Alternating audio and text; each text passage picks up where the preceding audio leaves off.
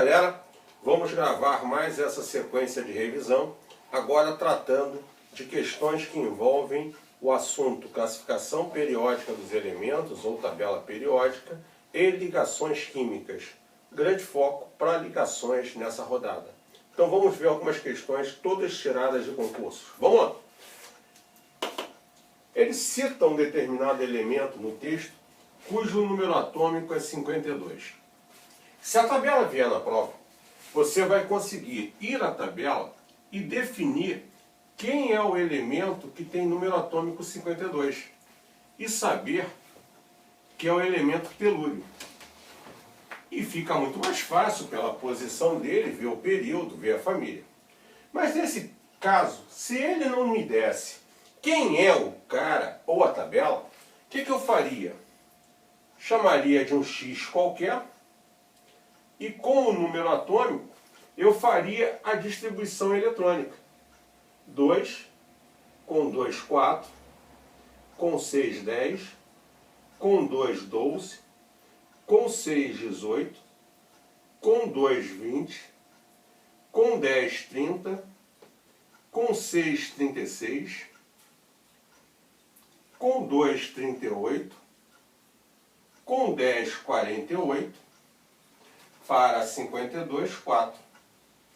Sendo assim, Edson, observa que ele é um elemento cuja a última camada é a quinta. Então ele é um elemento do quinto período da tabela periódica. O seu último subnível, o subnível mais energético, é o 5P4.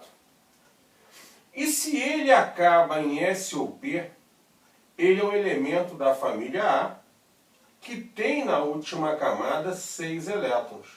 O grupo 6A é chamado de calcogênio. Então você vê como é uma questão de tabela. É o metal mais eletronegativo? Não. A eletronegatividade é uma propriedade que cresce para cima e para a direita. E só isenta os gases nobres.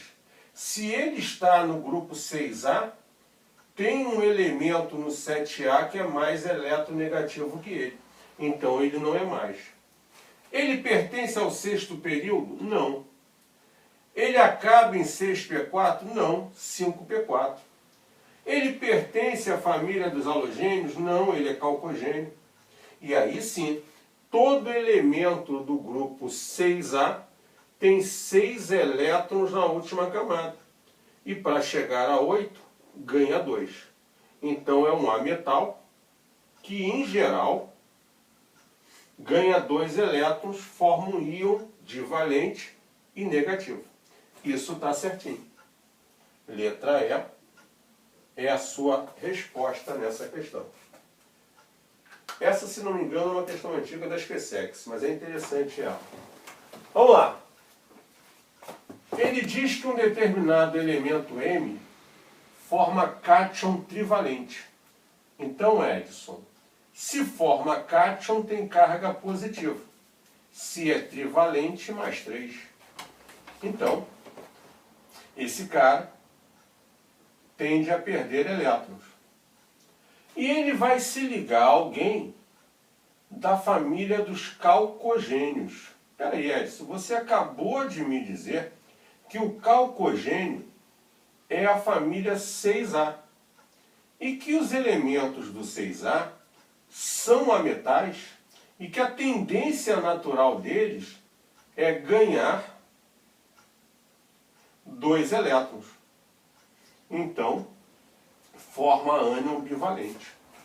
Então, quando eu juntar esse cátion e esse ânion, a princípio, essa ligação é iônica. E, colocando sempre o cátion na frente e o ânion atrás, ao trocar para montar a fórmula final vai ser M2Y3, que é o que ele queria nessa questão. Letra B é a sua resposta. Agora ele faz o contrário. Ele diz a você que determinado composto tem fórmula A2B. Como ele afirma que o A é um metal, a tendência do A é formar cátion e vir à frente da fórmula. O B, como está no final, deve formar a princípio um ânion. E quando eu fiz a fórmula, eu troquei esses números. Então a ideia é destrocar. O 1 que está aqui me leva a crer que esse cátion A é monovalente. E esse 2 voltando para cá faz com que eu acredite que esse B é menos 2. Os halogênios têm carga menos 1. Então não serve. Se ele é um ametal, não pode ser chamado de metal. E gás raro ou nobre, a princípio não faz ligação. Então, para ganhar 2 elétrons, ele deve ser do 6A, e sendo do 6A, a única opção verdadeira ali é ser um calcogênio. Essa é a ideia. Vamos lá.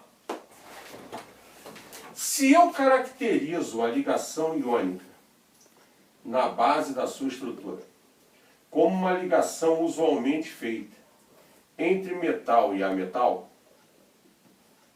e a sua principal contraponto, a ligação covalente, sendo uma ligação onde os átomos querem ganhar elétrons, geralmente entre ametal e ametal, eu consigo matar essa questão visualmente falando. O sódio é um metal, o cloro é um ametal, ligação iônica. Magnésio é metal, cloro é metal, ligação iônica. Sódio metal, oxigênio é metal, ligação iônica. Cálcio metal, oxigênio é metal, ligação iônica. O hidrogênio é um ametal e o cloro é um ametal. Então essa ligação é covalente. Se eu tivesse a tabela ou eletronegatividade, eu precisaria estabelecer a diferença de eletronegatividade. Maior que 1,7 garante que é iônica, menor é covalente.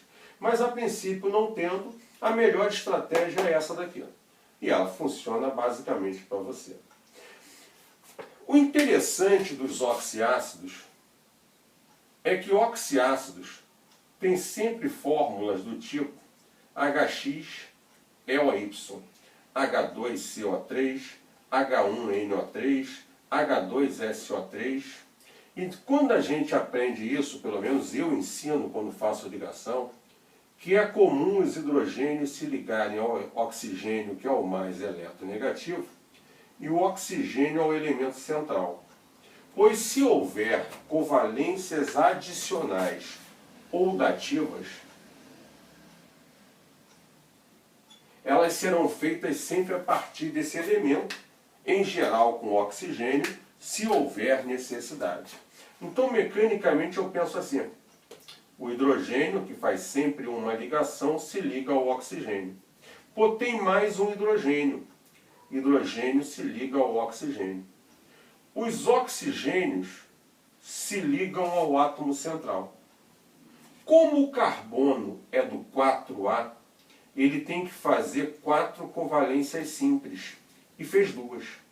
Então ele faz mais 2 com o terceiro oxigênio, que também faz covalência simples e 2. Então não tem dativas aqui. Quando eu penso no HNO3, hidrogênio, oxigênio, nitrogênio. O nitrogênio 5A tem que fazer 3 covalências. Então ele faz mais 2 com o segundo oxigênio. Uma vez que ele fez 3, qualquer outra que ele faça é dativa. Então aqui eu tenho uma dativa. H2SO3. Hidrogênio, oxigênio. O outro hidrogênio ao oxigênio. Os oxigênios ao enxofre. Como o enxofre é do 6A, ele faz 2.